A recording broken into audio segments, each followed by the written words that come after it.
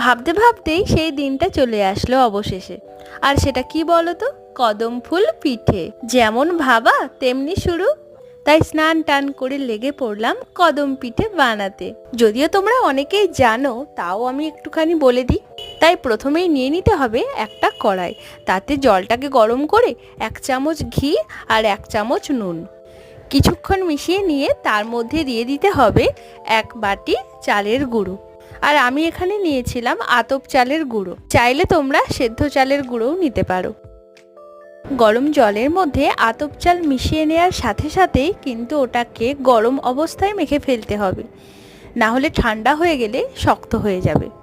তাই আমি এখানে একটার পর একটা লেচি বানিয়ে নিয়ে গোল গোল করে, আর তার মধ্যে আমি দিয়েছিলাম দুধের ক্ষীর, যেটা আমি আগেই বানিয়ে রেখেছিলাম।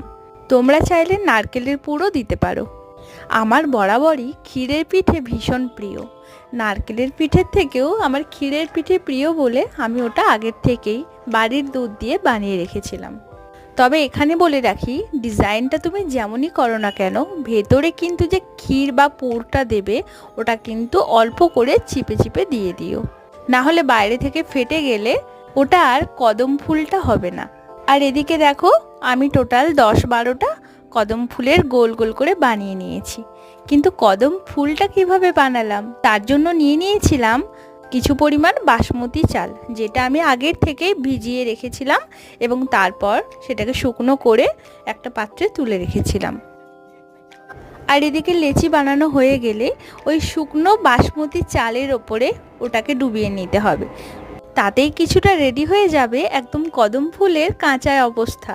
তোমরা চাইলে স্টিমার ইউজ করতে পারো। আমি এখানে নিয়ে নিয়েছিলাম হাঁড়ি, তাতে একটু জল নিয়ে নিয়েছিলাম, আর ওপরে ছিল পিঠে করার কন্টেনার। এদিকে 10-15 মিনিট হতে থাক পিঠে। আর তোমরা বলে ফেলো, শীতের শুরুতে কে কটা পিঠে খেলে? আমার কিন্তু এটা ফার্স্ট পেট পুজো এই শীতকালে। আর এদিকে দেখো, রেডি হয়ে গেছে কদম ফুলের পিঠে। আজকের মতো টাটা, দেখা হচ্ছে নেক্সট ভিডিও।